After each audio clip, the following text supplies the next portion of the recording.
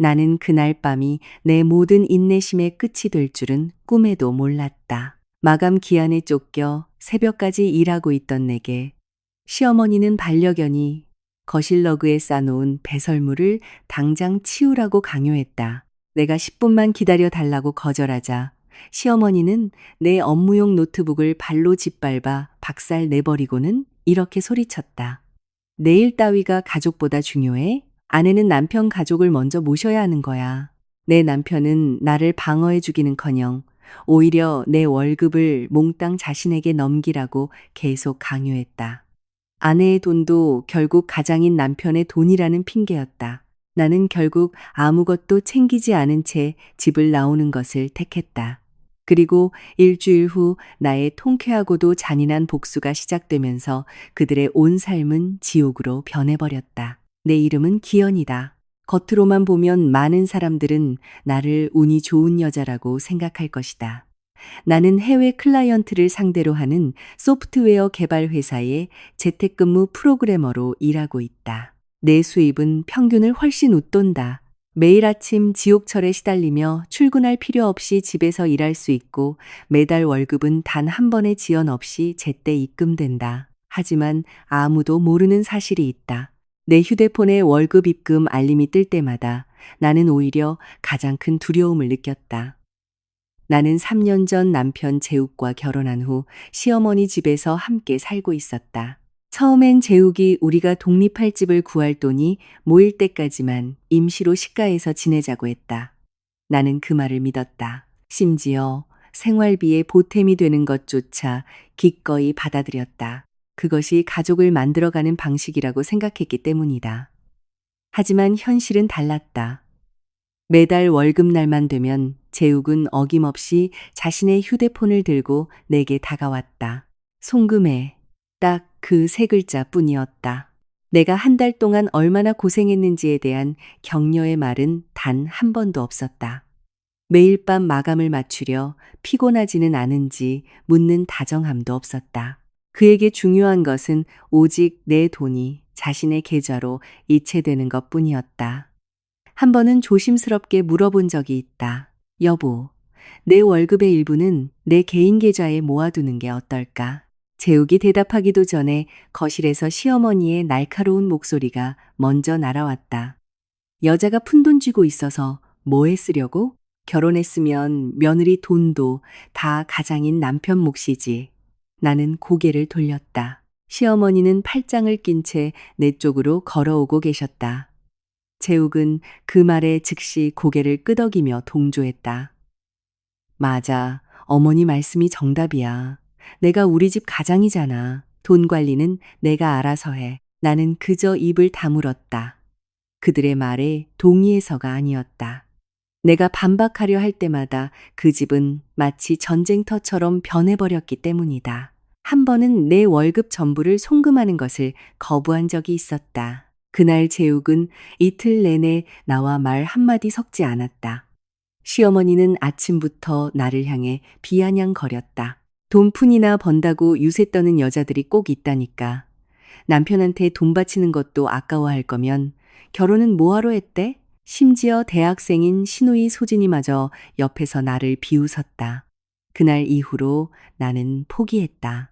매달 나는 모바일 뱅킹 앱을 열어 내 월급의 금액을 입력하고 거의 전액을 재욱의 계좌로 이체했다. 내 월급 약 600만 원 중에서 내게 돌아오는 돈은 고작 20만 원 남짓이었다.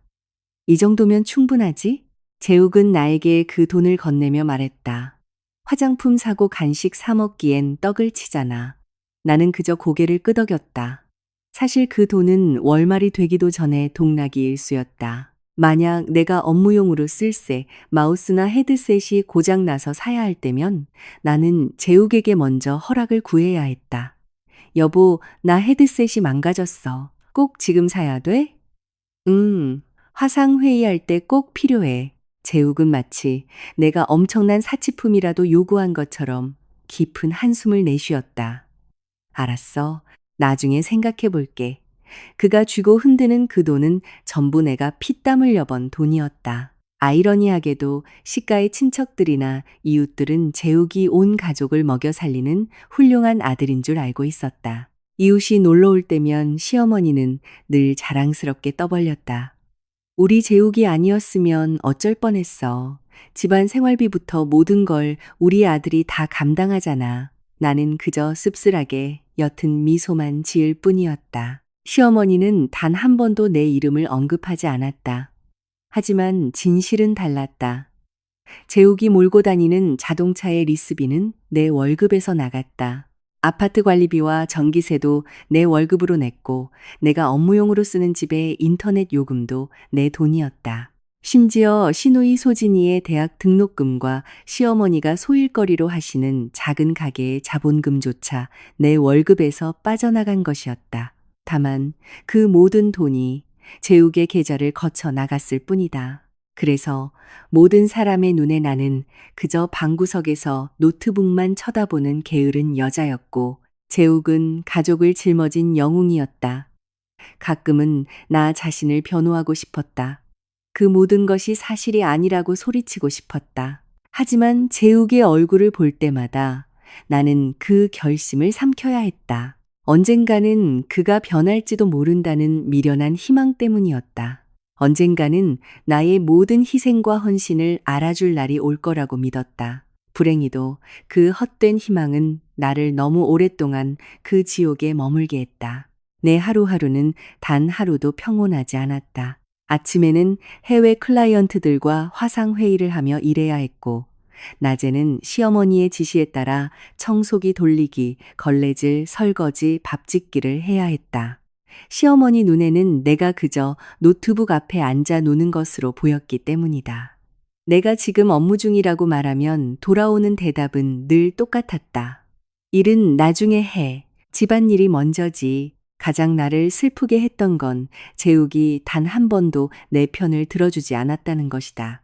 집안일 때문에 업무에 지장이 간다고 하소연할 때마다 그의 대답은 짧고 무심했다. 어머니가 잠깐 도와달라고 하신 거잖아. 유난 떨지 마. 그들이 말하는 잠깐은 종종 몇 시간으로 이어지곤 했다. 온 집안 사람들의 수발을 드느라 지연된 업무를 처리하기 위해 나는 매일 늦은 밤까지 남몰래 야근을 하는 것에 익숙해져 버렸다. 그러던 중 내 커리어를 완전히 바꿔놓을 수 있는 대형 프로젝트가 주어졌다. 팀장님은 올해 가장 큰 해외 클라이언트의 프로젝트를 내게 맡겼다. 이 프로젝트를 기한 내에 성공적으로 마친다면 엄청난 보너스는 물론이고 시니어 파트장으로 승진할 수 있는 기회까지 보장되어 있었다. 이런 기회는 두 번 다시 오지 않을 거란 걸 나는 알고 있었다. 그래서 나는 일주일 내내 거의 쉬지 않고 일에 매달렸다. 매일 밤 고작 4시간만 자면서도 기꺼이 버텼다. 나의 그동안의 모든 노력이 헛되지 않았음을 내 실력으로 증명하고 싶었다. 하지만 나는 깨닫지 못했다. 그 프로젝트가 마감되기 바로 전날 밤이 내 전체 인생을 송두리째 바꿔놓을 밤이 될 줄은. 마지막 일주일 동안 내 삶은 오직 노트북 화면 속에서만 굴러갔다. 프로젝트는 마침내 최종 단계에 접어들었고 몇 가지 자잘한 버그만 수정하면 모든 작업물을 해외 클라이언트에게 전송할 수 있었다. 팀장님은 내게 메시지까지 보내오셨다. 기현 씨, 이번 프로젝트 기한 내에 잘 마무리되면 바로 승진건으로 면담 진행할 겁니다. 파이팅 하세요. 나는 그 메시지를 몇 번이나 다시 읽었다. 승진이나 돈이 탐나서가 아니었다. 태어나서 처음으로 내가 쏟아부은 땀과 노력이 타인에게 온전히 인정받고 있다는 느낌 때문이었다. 그날 밤 시간은 평소보다 훨씬 소란스러웠다. 시누이 소진이가 친구들을 데리고 늦게 귀가한 것이다. 그들은 거실에서 반려견을 데리고 놀며 시끄럽게 웃어댔다. 텔레비전 소리는 귀청이 떨어질 듯 컸고 사람들의 웃음소리가 뒤섞여 나는 몇 번이나 집중력을 잃었다. 나는 일에 몰두하기 위해 노이즈 캔슬링 헤드셋을 뒤집었었다. 밤 11시가 다 되어가고 있었다. 나는 안도의 한숨을 내쉬었다. 이제 정말 조금만 더 하면 끝이었다. 모든 것이 순조롭다면 자정전에 프로젝트 전송을 완료할 수 있었다. 내 손가락이 키보드 위를 바쁘게 날아다니고 있을 때 갑자기 방문 밖에서 시어머니가 나를 부르는 소리가 들렸다. 기연아. 나는 헤드셋 한쪽을 벗었다. 네, 어머니. 빨리 당장 나와봐. 무언가 급한 일이 생긴 줄 알았다. 나는 자리에서 일어나 서둘러 방문을 열었다. 문을 나서자마자 코를 찌르는 악취가 확 풍겨왔다. 거실 한가운데 소진이가 키우는 반려견이 거실 러그 위에 보기 흉하게 변을 본 것이다. 소진이는 그저 머쓱한 표정으로 서 있을 뿐이었다. 아, 미안 언니. 산책을 못 데려가서 그런가 봐. 나는 소진이를 잠시 빤히 쳐다보았다. 마음속으로는 본인 강아지니 직접 치우길 바랐다. 하지만 그 기대는 순식간에 산산조각 났다. 시어머니가 러그를 가리키며 윽박질렀다. 뭐 하고 서 있어? 당장 치워. 나는 아직 화면이 켜져 있는 방 안의 노트북을 돌아보았다. 어머니, 저 15분만요. 클라이언트한테 파일만 전송하고 바로 치울게요. 시어머니는 매몰차게 고개를 저었다. 안 돼. 나중에 치우면 냄새가 온 집안에 다 배일 거 아니야. 나는 최대한 인내심을 쥐어짜며 차분히 설명하려 애썼다. 어머니, 정말 금방이면 돼요. 이거 제때 못 보내면 제 프로젝트 다 망쳐요. 내가 말을 다 끝내기도 전에 시어머니의 얼굴이 험악하게 일그러졌다. 일? 또 그놈의 일 타령? 넌 가족이 시키면 변명 말고 할 것이지 무슨 말이 그렇게 많아? 가슴이 턱 막혀왔다. 그런 게 아니잖아요, 어머니. 정말 딱 15분만 시간을 달라는 건데. 하지만 나의 간청은 오히려 그녀의 분노에 기름을 부은 꼴이 되었다. 시어머니는 성큼성큼 내 방으로 쳐들어갔다. 나는 반사적으로 뒤를 쫓았다. 어머니, 안 돼요. 하지만 시어머니는 이미 책상 위에 열려 있던 내 노트북을 집어든 상태였다. 나는 패닉에 빠졌다. 어머니, 그거 들지 마세요. 아직 파일 저장도 다 안 끝났단 말이에요. 그녀는 나를 매섭게 쏘아보았다. 그래? 그럼 이제 가족보다 이 쇳덩어리가 더 중요하신가 보지? 나는 고개를 저으며 다가갔다. 그런 뜻이 아니에요. 제발 그거 먼저 내려놓으세요. 내 말은 내 눈앞에서 벌어진 참상에 그대로 얼어붙고 말았다. 시어머니는 노트북을 바닥으로 내동댕이 쳤다. 둔탁한 파열음이 내 심장을 멎게 하는 것 같았다. 나는 즉시 바닥에 주저앉아 노트북을 주우려 했다. 하지만 내 손이 닿기도 전에 시어머니의 억센발이 화면을 무자비하게 짓밟았다. 빠직, 빠지직. 귀를 찢는 듯한 액정 깨지는 소리가 울려 퍼졌다. 한 번, 두 번, 세 번. 방금 전까지 환하게 켜져 있던 화면은 새까맣게 죽어버렸다. 키보드 알이 튕겨나갔고 산산조각 난 플라스틱 파편이 방바닥에 흩어졌다. 나는 피가 차갑게 식는 것을 느끼며 그 자리에 굳어버렸다. 참을 수 없는 눈물이 왈칵 쏟아졌다. 제 업무용 노트북이라고요. 내 목소리는 형편없이 떨리고 있었다. 이건 장난감이 아니잖아요. 하지만 시어머니는 일말의 죄책감도 없어 보였다. 그녀는 내 얼굴에 대고 삿대질을 했다. 내 일 따위가 우리 가족보다 중요해? 어른이 시키면 군말 없이 할 것이지. 어디서 눈을 불하려. 그 소란의 제욱이 안방에서 걸어 나왔다. 나는 간절한 마음으로 그를 쳐다보았다. 적어도 이번만큼은 내 남편이 나를 지켜주기를 바랐다. 제욱은 바닥에 박살난 노트북을 한 번, 그리고 씩씩거리는 자기 어머니를 한 번 쳐다보았다. 몇 초 후 그는 짜증스럽다는 듯 깊은 한숨을 내쉬었다. 기연아, 너도 참, 굳이 이를 키우냐? 나는 숨을 헐떡였다. 뭐? 왜 어머니를 화나게 하냐고 가슴이 찢어질 것 같았다. 여보, 저거 회사 노트북이야. 나 지금 마감 직전이었다고. 제욱은 아주 태평하게 어깨를 으쓱했다. 망가졌으면 새로 사면 되지 뭐. 나는 믿을 수 없다는 듯 그를 노려보았다. 노트북이 문제가 아니라고. 내 프로젝트가 통째로 날아갔다고. 재욱은 오히려 헛웃음을 쳤다. 개발자야 못 올린 게 일자리 아니야? 또 취직하면 그만이지? 고작 노트북 하나 가지고 유난 좀 떨지 마. 아내면 남편 가족부터 챙기는 게 도리잖아. 그 한마디는 내 남아있던 마지막 자존심마저 산산조각 내버렸다. 그의 얼굴에는 아내를 향한 걱정 따위는 티끌만큼도 없었다. 박살난 내 커리어에 대한 안타까움도 막무가내인 어머니를 향한 분노도 없었다. 그가 생각하는 건 오직 하나. 내가 감히 그의 가족이 내린 명령을 거역했다는 괘씸한 뿐이었다. 나는 형체를 알아볼 수 없게 찌그러진 노트북을 내려다보았다. 나의 수많은 야근, 내 피와 땀, 승진에 대한 모든 희망이 저 바닥에 뒹구는 파편들과 함께 부서져 내린 것 같았다. 나는 천천히 자리에서 일어났다. 더 이상 눈물도 나지 않았다. 뻔뻔하기 짝이 없는 남편의 얼굴을 보는 순간 신기하게도 모든 감정이 메말라 버렸다. 그날 밤 나는 아무 말 없이 옷장에서 오랫동안 묵혀두었던 캐리어를 꺼냈다. 그리고 내 옷가지들을 하나씩 접어넣기 시작했다. 방문 밖에서는 그들이 마치 아무 일도 없었다는 듯 평소처럼 떠드는 소리가 들려왔다. 아무도 내 방문을 두드리지 않았다. 아무도 미안하다고 하지 않았다. 그들은 내가 하지만 그날 밤 결혼 후 처음으로 내 마음은 이 가족의 일원이기를 영원히 포기하기로 완벽하게 결정했다. 나는 하늘이 채 밝기도 전인 새벽에 그 집을 나섰다.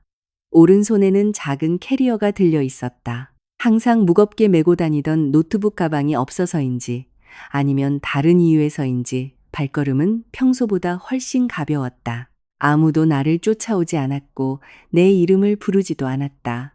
내가 마당을 벗어나자마자 현관문이 매정하게 닫히는 소리만 들렸을 뿐이다. 길가에 멈춰 서서 밤하늘을 올려다보았다. 결혼 생활 3년 동안 처음으로 뼛속까지 철저히 혼자라는 것을 느꼈다. 하지만 동시에 난생 처음으로 진정한 해방감을 맛보고 있었다.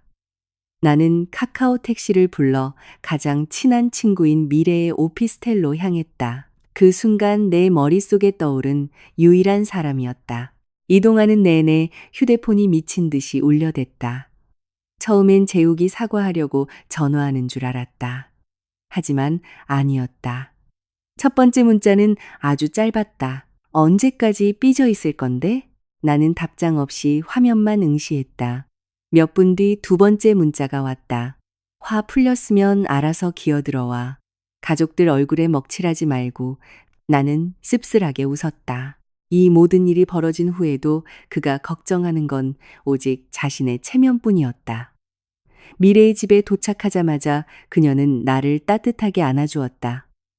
세상에, 기현아, 너 꼴이 이게 뭐야? 나는 대답할 힘조차 없었다. 어젯밤부터 꾹꾹 눌러 참았던 눈물이 마침내 터져나왔다. 미래는 캐묻지 않고 내가 진정할 때까지 묵묵히 곁을 지켜주었다. 모든 자초지종을 듣고 난 후 그녀의 얼굴은 분노로 일그러졌다. 너 미쳤어? 왜 이제야 거기서 나온 거야? 나는 눈물을 닦았다. 아마 그 사람들이 변할 거라고 너무 오래 믿었던 것 같아. 미래는 내 손을 꽉 쥐었다. 오늘부터 널 쓰레기 취급하는 인간들한테 기대하는 짓 당장 관둬. 그 말이 내 머릿속을 맴돌았다. 아침이 되자 나는 용기를 내어 회사 백 팀장님께 전화를 걸었다. 떨리는 목소리로 노트북이 부서져서 작업 중이던 프로젝트를 기한 내에 마칠 수 없게 되었다고 설명했다. 나는 불호령이 떨어질 것을 각오하고 있었다. 하지만 예상과 달리 팀장님은 한참을 침묵하시더니 조용히 물으셨다. 기현 씨, 몸은 괜찮은 겁니까? 나는 그가 볼 수 없음에도 고개를 끄덕였다. 네, 저는 괜찮습니다. 팀장님, 아닙니다. 괜찮은 사람 목소리가 아니에요. 나는 다시 입을 다물었다. 어젯밤 이후 처음으로 내 업무보다 내 안위를 먼저 걱정해주는 사람을 만난 것이다. 자초지종을 대략 들은 팀장님은 단호하게 말씀하셨다. 프로젝트는 당장 잊으세요. 남은 건 우리 팀원들이 백업할 테니까 오늘 당장 퀵 서비스로 새 노트북부터 그쪽으로 보내겠습니다. 나는 귀를 의심했다. 하지만 클라이언트 거는 어떡하고요? 제 승진도. 기현 씨가 그동안 우리 회사에서 얼마나 잘해왔는지 다 압니다. 이런 불미스러운 사고 한 번으로 기현 씨의 그간의 노력이 물거품이 되진 않아요. 그 통화는 또 다른 의미의 눈물로 끝이 났다. 슬퍼서가 아니라 마침내 내가 하나의 인간으로서 존중받고 있다는 벅찬 안도감 때문이었다. 한편 재욱의 집 분위기는 나와는 딴판이었다. 그날 아침에도 시어머니는 평소처럼 아침 준비를 하며 콧방귀를 뀌었다. 냅둬라. 저러다 저녁 때쯤 되면 기어들어 오겠지. 재욱은 픽 웃었다. 그렇죠, 엄마. 기현이 걔가 어디 갈 데가 있다고. 소진이도 옆에서 거들었다. 돈 떨어지면 알아서 기어오겠지 뭐. 그들은 내가 돌아가는 것 외에는 선택지가 없다고 굳게 믿고 있었다. 하루가 지나도 나에게선 아무 소식이 없었다. 이틀째 밤이 되자 재욱이 마침내 전화를 걸기 시작했다. 한 번, 두 번, 세 번. 나는 단 한 통도 받지 않았다. 그는 문자를 보내기 시작했다. 이제 그만 화 풀고 들어와. 나는 답장하지 않았다. 몇 시간 뒤 다시 문자가 왔다. 내일 들어와. 와서 좋게 얘기하자. 그 문자 역시 읽음 표시만 뜬 채 무시당했다. 나의 단호한 태도에 재욱은 슬슬 초조해지기 시작했다. 하지만 그는 여전히 자기 암시를 걸고 있었다. 결국엔 돌아올 거야. 그는 주문을 외우듯 그 말을 중얼거렸다. 그렇게 하면 현실이 바뀔 거라 믿는 것처럼. 그리고 마침내 재욱이 매달 초마다 손꼽아 기다리던 그날이 왔다. 월급날이었다. 아침부터 그는 모바일 뱅킹 앱을 수시로 들여다보았다. 평소처럼 내 돈이 들어와 잔고가 훅 뛰기를 기다리며 오전 10시 아직 들어오지 않았다. 낮 12시 여전히 잔고는 그대로였다. 오후 3시가 되자 그의 미간이 구겨졌다. 이상했다. 보통 오전이면 이체가 완료되었기 때문이다. 재욱이 거실을 안절부절못하며 돌아다니는 것을 본 시어머니가 물었다. 왜 그래? 아직 돈 안 들어왔니? 재욱이 고개를 저었다. 네, 은행 시스템 오류인가. 오후가 지나고 밤이 되어도 그의 계좌 잔고는 1원도 변하지 않았다. 그제야 재욱은 미친 듯이 내게 전화를 걸었다. 수십 통의 부재중 전화가 찍혔지만 나는 화면만 뒤집어 놓았다. 곧이어 문자가 날아왔다. 월급 송금 안 하고 뭐 해? 나는 그 문자를 보며 차가운 헛웃음을 흘렸다. 내 아니나 행방을 묻는 것도 아니고 사과도 아니었고 심지어 밥은 먹었냐는 의례적인 질문조차 없었다. 그가 가장 먼저 찾은 건 역시나 내 돈이었다. 나는 답장 한 글자 없이 화면을 꺼버렸다. 그 집구석에서는 수년 만에 처음으로 낯선 감각이 피어오르고 있었다. 절대 떠나지 못할 거라 확신했던 돈줄, 쥐고 있는 며느리에 대한 통제력을 완벽하게 상실했다는 두려움이었다. 내가 그 집을 나온 지 벌써 2주가 다 되어갔다. 나는 변호사를 선임해 재욱에게 이혼 소장과 위자료 청구서를 보냈다. 그 후로 내 하루하루는 몰라보게 평온해졌다. 나는 새로운 업무 리듬에 적응하느라 바빴고 미래는 내 삶을 다시 재건할 수 있도록 옆에서 끊임없이 응원해 주었다. 나는 재욱의 가족에 대한 생각을 완전히 지워버리려 노력했다. 그러던 어느 늦은 오후 모르는 번호로 전화가 걸려왔다. 무심코 전화를 받았을 때 수화기 너머로 너무나 익숙한 중년 여성의 목소리가 들렸다. 기현아. 시어머니의 목소리는 평소보다 한참 기가 죽어 있었다. 나는 바로 대답하지 않았다. 무슨 일이시죠, 어머니? 그녀는 헛기침을 했다. 너 언제 들어올 거니? 나는 깊은 숨을 들이마셨다. 용건만 말씀하세요. 몇 초간 정적이 흘렀다. 마침내 그녀가 기어들어가는 목소리로 말했다. 집에 전기 끊긴다고 독촉장이 날아왔어. 나는 눈을 감았다.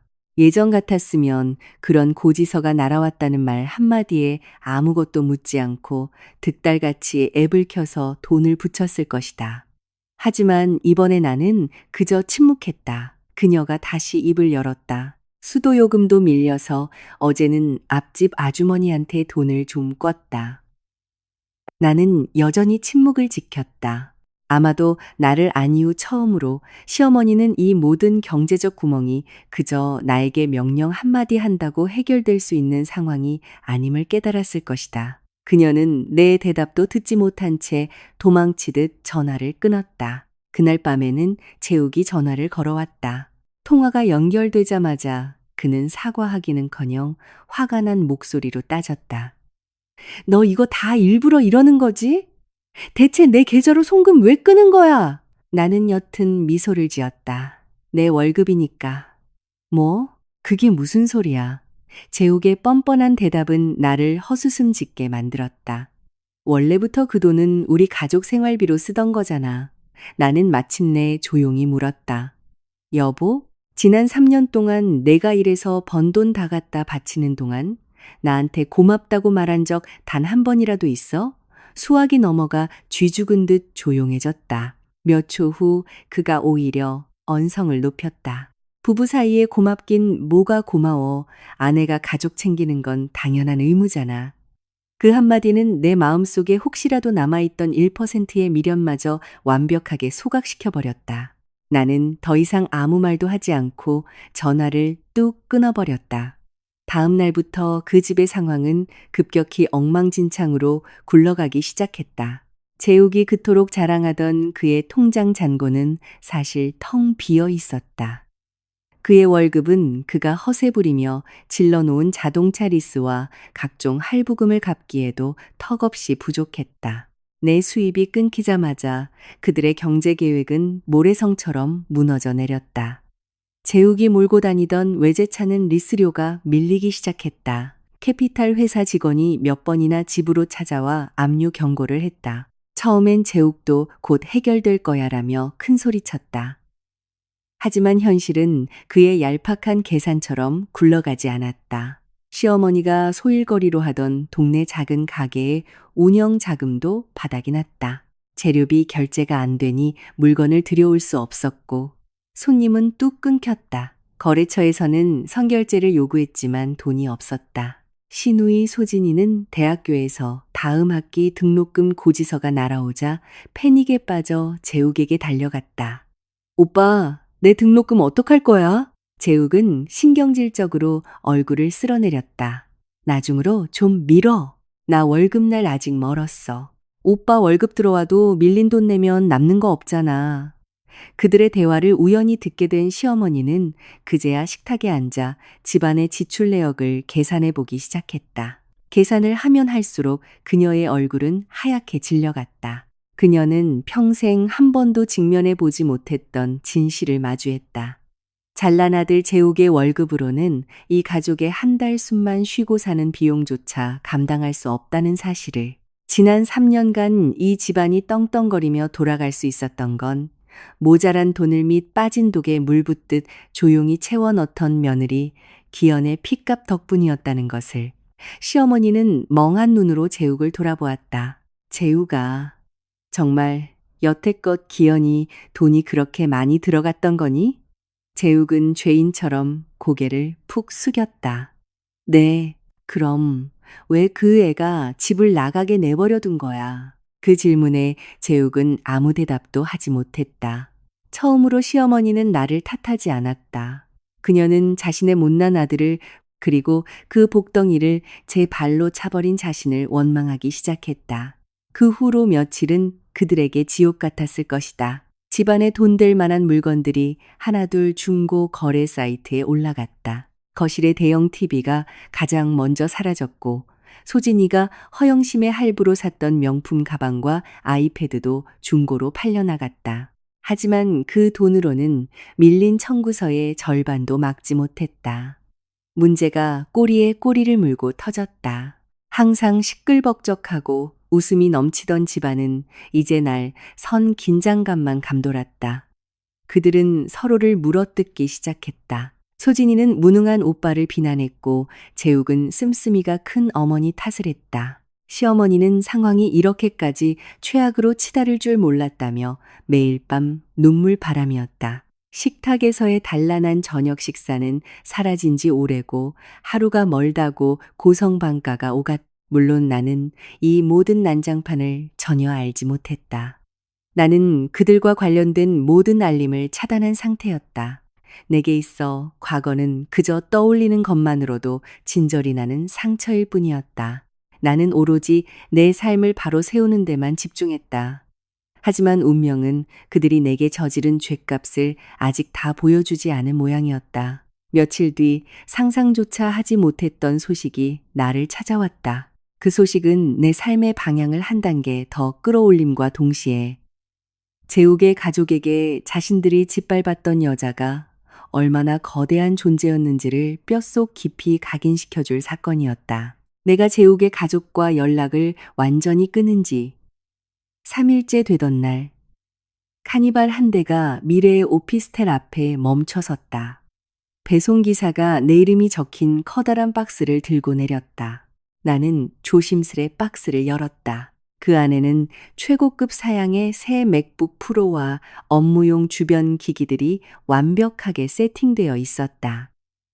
그리고 맨 위에는 하얀색 봉투가 놓여 있었다. 손을 가볍게 떨며 편지를 열었다. 기현 씨, 회사에서 새 업무용 장비를 지원합니다. 일 생각은 잠시 미루고 우선 본인의 몸과 마음을 추스르는데 집중하세요. 우리는 기현 씨가 더 단단해진 모습으로 돌아올 것을 믿습니다. 백 팀장. 나는 그 편지를 몇 번이고 다시 읽었다. 왈칵 눈물이 쏟아졌다. 재욱의 집에서 노예처럼 살았던 지난 3년 동안 그 누구도 내 기분이 어떤지 물어봐 준 적이 없었다. 그런데 피 한 방울 섞이지 않은 직장 상사와 동료들이 나를 이렇게 온전한 인격체로 존중해주고 있었다. 그날 오후 나는 팀장님 및 팀원들과 온라인 화상회의에 참석했다. 회의가 시작되자마자 팀장님이 환하게 웃으셨다. 기현 씨, 돌아와서 다행입니다. 나는 고개를 숙였다. 정말 죄송합니다. 저번 프로젝트 마무리를 못해서. 팀장님은 단호하게 고개를 저었다. 기현 씨는 실패하지 않았어요. 나는 어리둥절했다. 네, 하지만 파일 전송을 못했는데요. 맞습니다. 하지만 우리는 기현 씨의 클라우드 작업 기록을 실시간으로 확인했고, 그날 밤 갑자기 화상 통화가 끊기기 직전의 녹음본도 확인했습니다. 내 심장이 철렁 내려앉았다.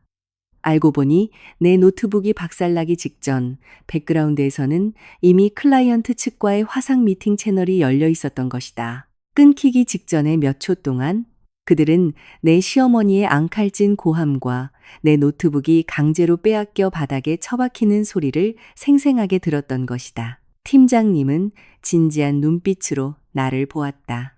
기현 씨, 본인의 잘못이 아닌 일로 사과할 필요 없습니다. 그 간결한 위로는 내 가슴을 짓누르던 거대한 죄책감을 씻어내 주었다. 팀장님은 문서를 하나 화면에 띄웠다. 그리고 안건이 하나 더 있습니다. 우리 임원진은 오랫동안 기현 씨의 성과를 지켜봐 왔습니다. 나는 긴장된 마음으로 다음 말을 기다렸다. 다음 달부로 기현 씨를 시니어 파트장으로 승진 발령할 예정입니다. 나는 화면 앞에서 얼어붙었다. 몇 초 동안 말하는 법조차 잊어버렸다. 제가 잘못 들은 거 아니죠? 화면 속 모든 팀원들이 박수를 치며 웃었다. 당연하죠. 기현 파트장님이 그 자리의 제일 적임자입니다. 나는 입을 틀어막고 눈물을 흘렸다. 직함이나 연봉이 올라서가 아니었다. 내 평생 처음으로 남편에게 얼마나 순종적인가가 아니라 내 피땀 어린 노력과 실력 그 자체로 나를 평가받았기 때문이었다. 그 후로 내 일상은 완전히 달라졌다. 나는 짐을 싸서 서울 강남에 있는 본사로 직접 출퇴근하기 시작했다. 매일 아침 가벼운 발걸음으로 회사로 향했다. 나를 향한 시어머니의 고함도 없었고 내 일을 방해하며 쓰레기를 치우라거나 설거지하라는 명령도 없었다. 점심시간이 되면 동료들과 맛있는 식당에 가서 밥을 먹었다. 그들은 각자의 가족, 취미, 미래의 꿈에 대해 이야기꽃을 피웠다. 나는 조용히 미소 지으며 듣기만 했다. 이렇게 따뜻하고 사람 사는 냄새가 나는 분위기는 정말 오랜만이었다. 몇 주 후 예전 같았으면 나를 불안에 떨게 했을 알림이 휴대폰에 떴다. 월급 입금 알림이었다.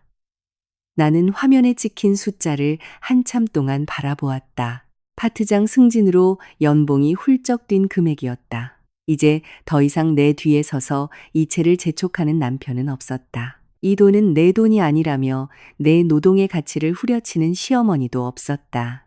나는 그저 가만히 미소 지으며 그동안 상상조차 할 수 없었던 일을 실행에 옮겼다. 월급의 절반을 내 명의의 적금 통장으로 자동이체시켰다.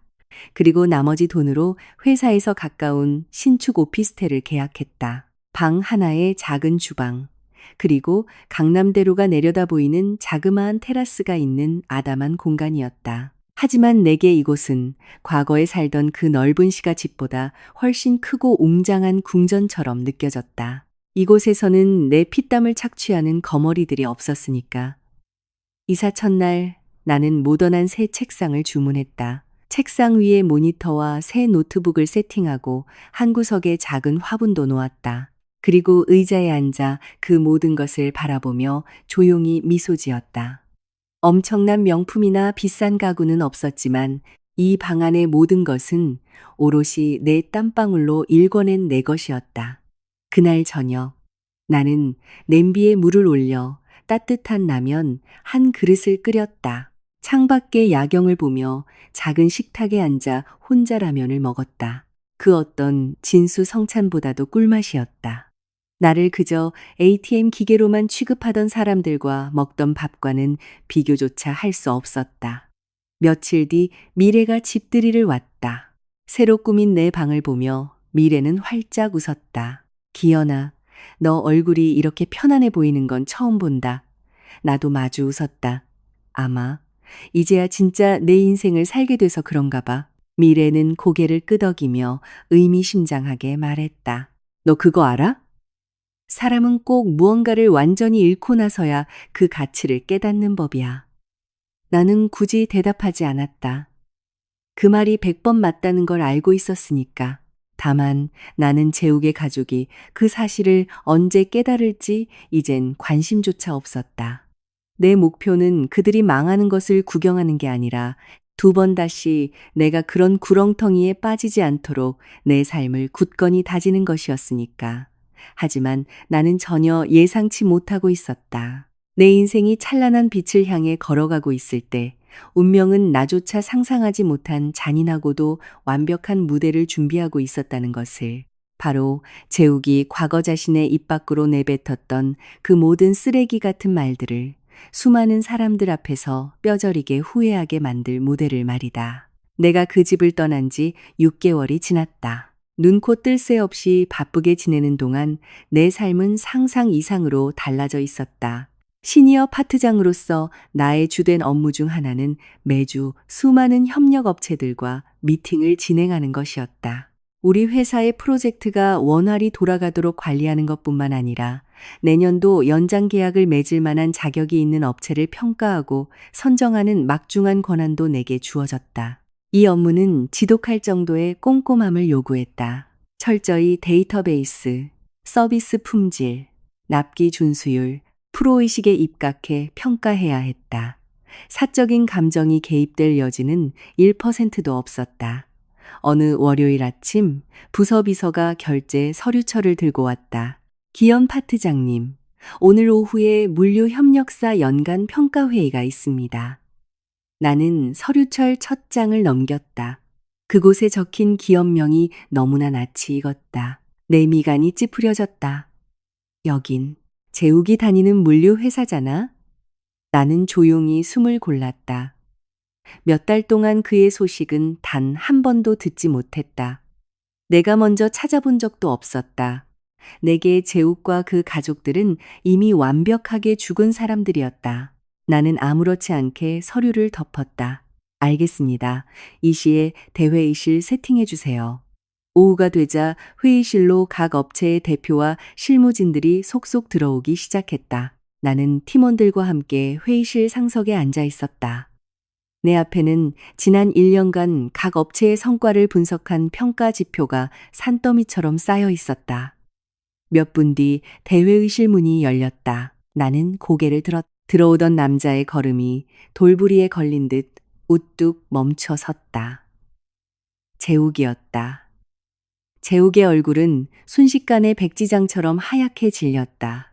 그는 유령이라도 본 것처럼 눈을 부릅뜨고 나를 쳐다보았다. 하지만 나는 그를 단 몇 초간 건조하게 응시한 뒤 다시 내 앞에 서류로 시선을 내렸다. 분노도 없었고 조소하는 미소도 없었다. 나는 그를 완벽한 타인이자 비즈니스 파트너로만 대했다. 재욱은 문가에 얼어붙은 채 서 있었다.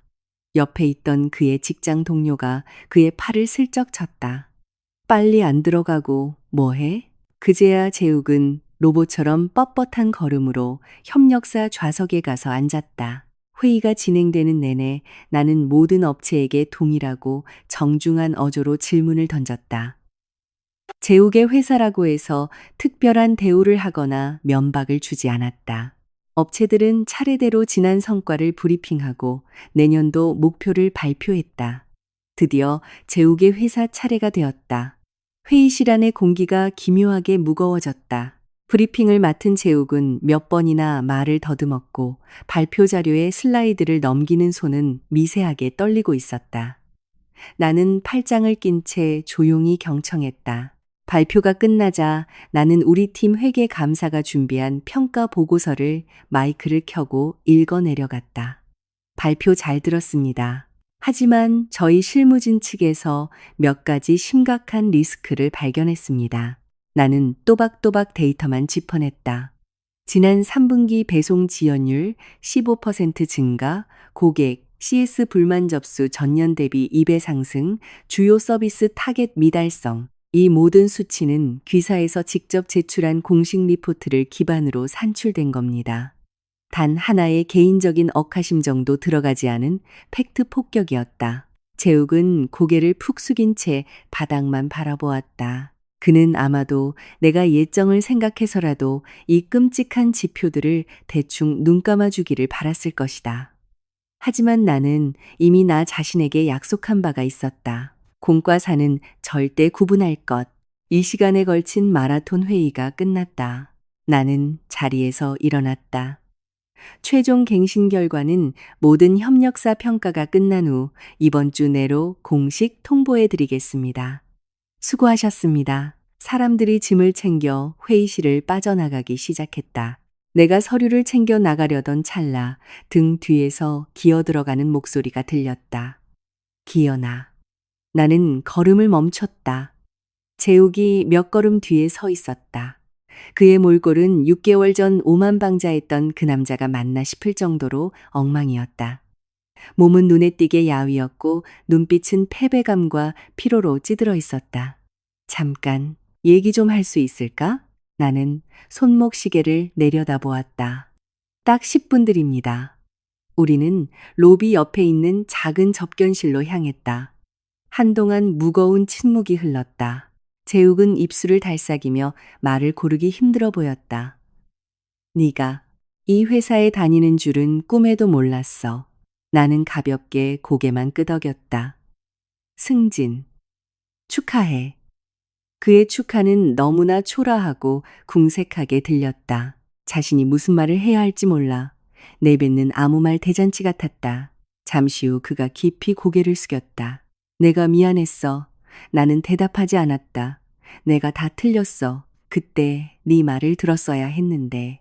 우리가 헤어진 이후 처음으로 재욱은 자신의 과오를 인정했다. 하지만 이상하게도 내 마음에는 아무런 파동도 일지 않았다. 한때는 미치도록 듣고 싶었던 그 사과가 지금은 식어버린 찌개처럼 아무런 의미도 없게 느껴졌다. 들었습니다. 내 대답은 서늘했다.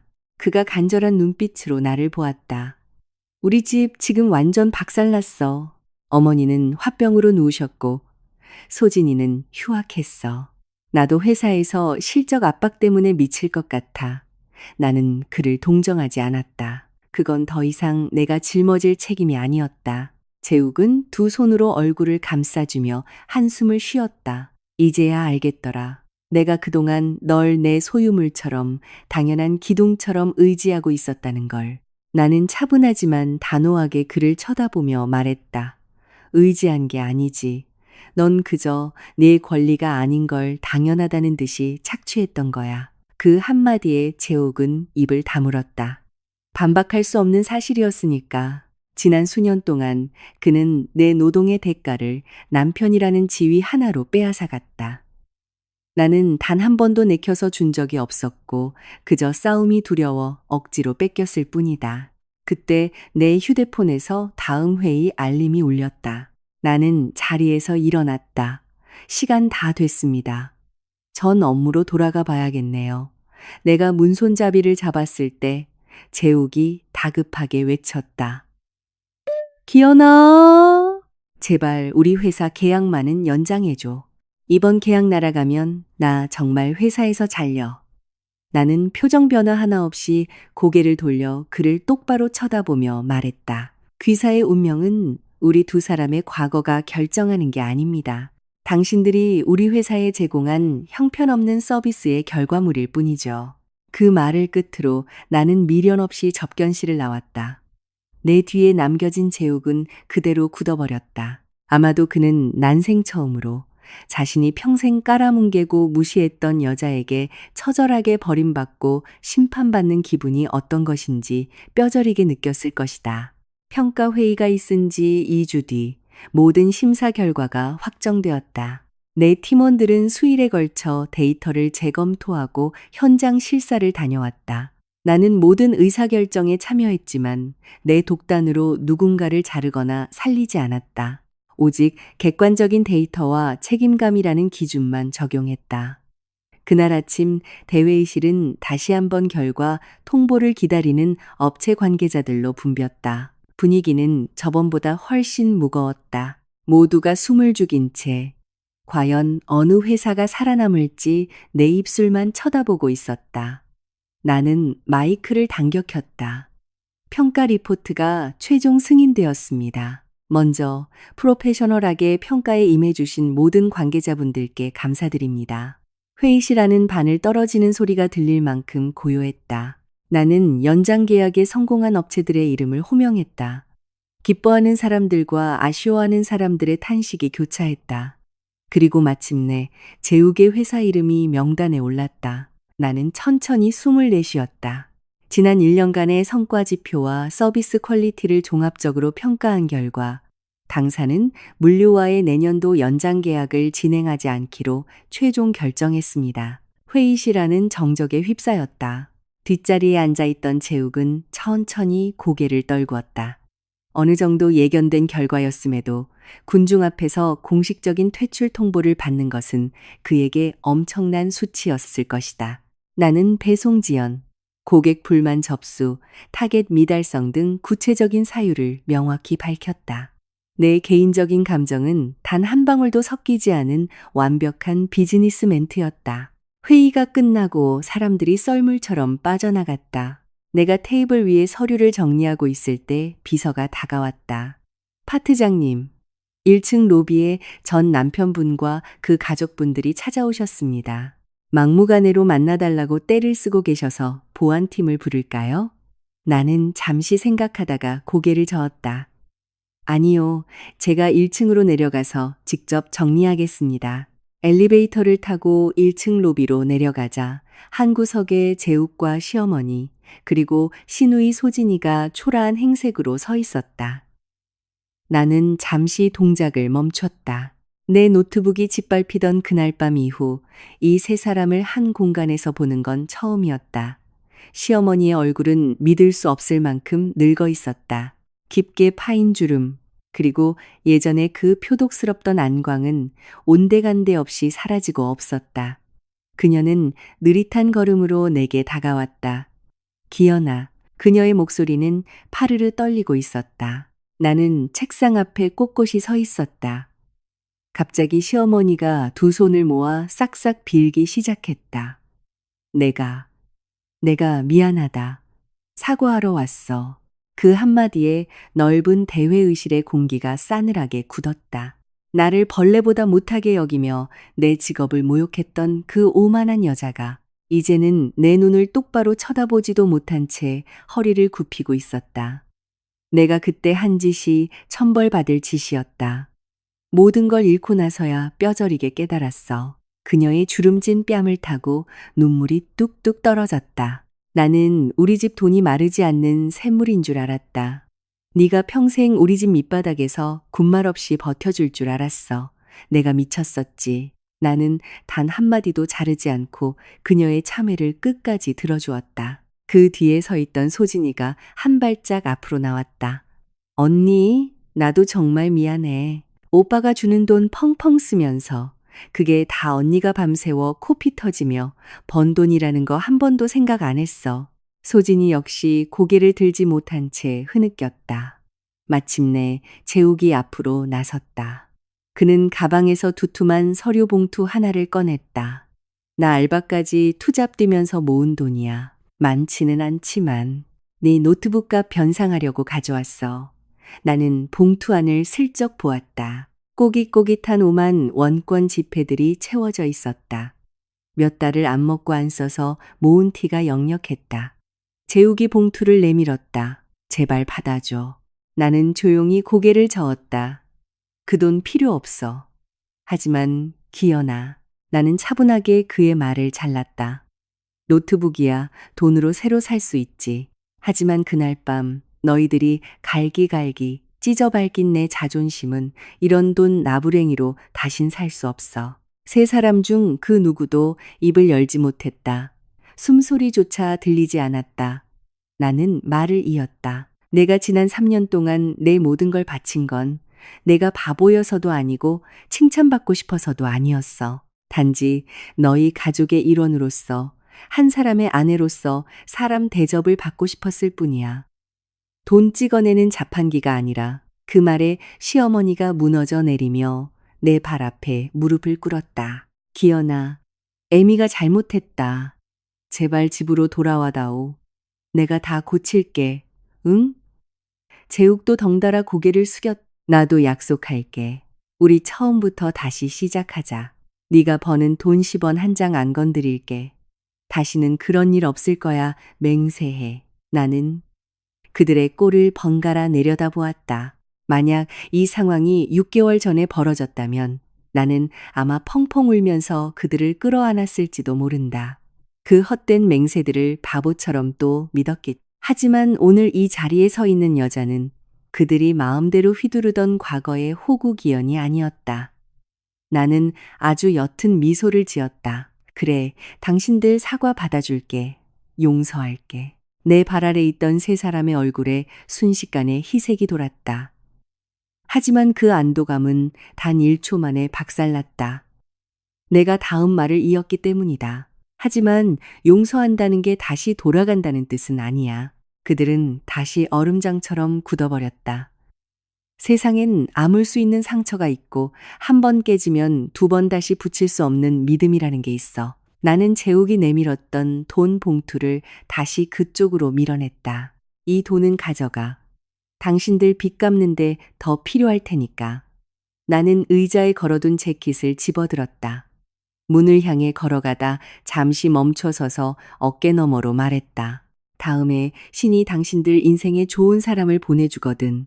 제발 그 사람을 다 잃고 나서야 후회하는 미련한 짓은 다신 하지 마. 나는 뒤 한 번 돌아보지 않고 회의실을 빠져나왔다. 등 뒤에서는 더 이상 애원하는 소리조차 들리지 않았다. 오직 억눌린 후회의 오열만이 텅 빈 회의실을 채울 뿐이었다. 그리고 모든 것이 시작된 이래 처음으로 나는 내 삶에서 완벽하게 승리했다는 느낌을 받았다. 그들에게 복수해서가 아니라 마침내 내 스스로의 가치를 다른 누군가에게 증명받을 필요가 없어졌기 때문이다. 그날 이후로 나는 재욱이나 그의 가족을 2번 다시 만나지 않았다.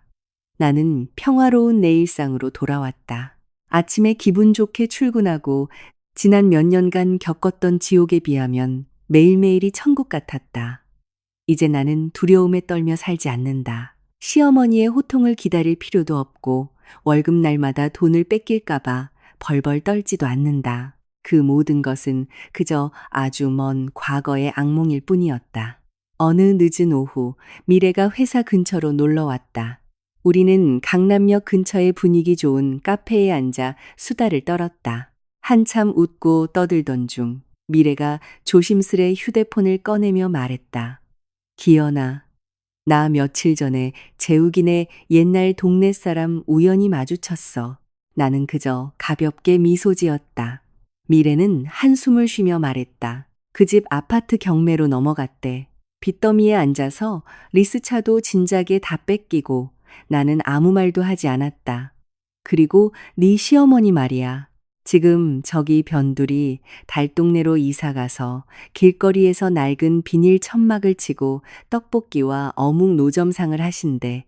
나는 여전히 침묵을 지켰다. 고소하거나 통쾌하지 않았다. 오히려 아무런 감정이 들지 않아서 스스로도 놀랐다.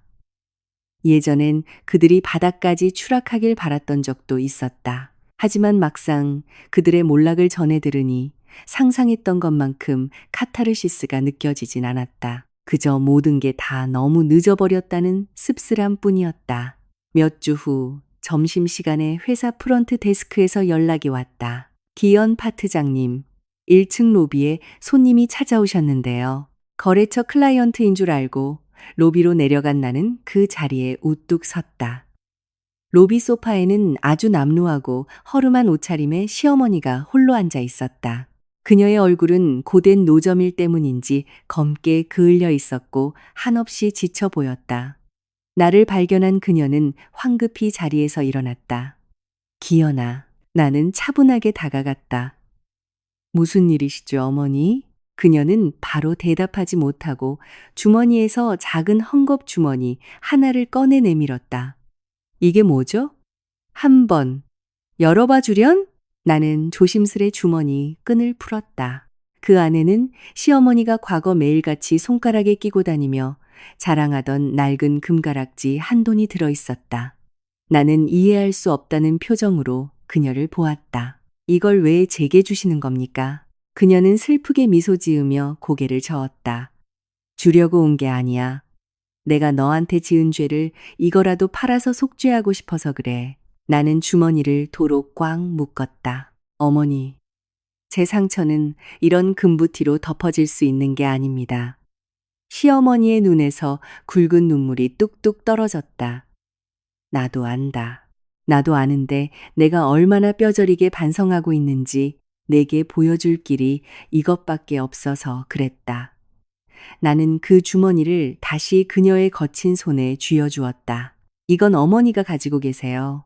나중에 어머니 몸 아프실 때 병원비로나 쓰시는 게 훨씬 의미 있을 겁니다. 그녀는 주머니를 쥔 채 소리내어 엉엉 울기 시작했다. 과거 온 세상에서 자신이 제일 잘났고 무조건 옳다고 믿었던 오만한 노인네가 자신의 무지와 탐욕이 빚어낸 끔찍한 결과물 앞에서 완벽하게 붕괴되어 버린 모습이었다. 그녀는 눈물을 훔치며 떨리는 목소리로 말했다. 기연아, 내가 예전에 며느리 돈도 다 가장인 남편 거라고 떠들었었지. 이제 알겠다. 이 세상에서 제일 가치 있고 소중한 건 네가 벌어오던 그 돈다발이 아니라 우리 가족을 묵묵히 보살펴주던 내 그 따뜻한 진심이었다는 걸. 가슴 한구석이 아릿해졌다. 그 말은 내가 그 지옥 같은 집구석에 살면서 그토록 듣고 싶었던 유일한 인정이었다. 하지만 안타깝게도 그 깨달음은 우리의 관계가 잿더미가 되어 날아간 뒤에야 찾아왔다. 나는 천천히 고개를 끄덕였다. 그렇게 말씀해 주셔서 감사합니다. 그녀는 퉁퉁 부은 눈으로 간절하게 나를 올려다 보았다. 너는 지금 행복하니? 나는 진심을 다해 환하게 웃어 보였다. 네, 정말로 미치도록 행복합니다. 그녀는 계속해서 눈물을 흘리면서도 내 대답을 듣고는 작게 고개를 끄덕이며 웃었다. 그래, 그거면 됐다.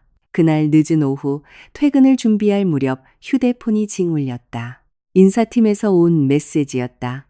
축하합니다, 기현 파트장님. 경영진 회의 결과 다음 달부로 기현님이 수석 프로젝트 매니저, 세니얼 PM으로 승진 발탁되셨음을 알려드립니다. 나는 그 메시지를 보며 가만히 미소 지었다. 나도 모르게 눈시울이 붉어졌다. 슬퍼서가 아니었다. 과거 남편과 시가 식구들의 눈치를 보며 스스로를 쓸모없는 존재라 깎아내리던 옛날의 내 모습이 떠올랐기 때문이다. 좋은 아내, 착한 며느리라는 프레임에 갇혀 내 땀방울마저 기꺼이 갖다 바치던 그 미련한 여자는 이제 세상에 없다. 지금 이 자리에 남은 건 진정으로 가족을 사랑한다는 것이 결코 나 자신의 존엄성과 자존심을 짓밟으면서까지 희생하는 게 아니라는 것을 깨달은 단단한 여성뿐이다. 노을이 지기 시작할 무렵 나는 가벼운 발걸음으로 회사 건물을 나섰다. 퇴근길의 강남대로 위로 펼쳐진 저녁 하늘은 숨이 멎을 만큼 아름다웠다. 나는 차가운 저녁 공기를 깊게 들이마신 뒤 나 자신을 향해 작게 속삭였다. 마침내 나도 진짜 내 집으로 돌아왔구나. 제욱의 집으로 돌아간 것이 아니라 진정한 나 자신에게로 돌아온 것이다. 그리고 이것이야말로 세상에서 가장 완벽하고 아름다운 복수였다. 그들은 영원히 자신들 발밑에 엎드려 있을 줄 알았던 가장 헌신적인 여자를 잃고 지옥에 떨어졌고 나는 그토록 치열하게 싸워 얻어낼 가치가 있는 눈부신 내 인생을 마침내 되찾았으니까.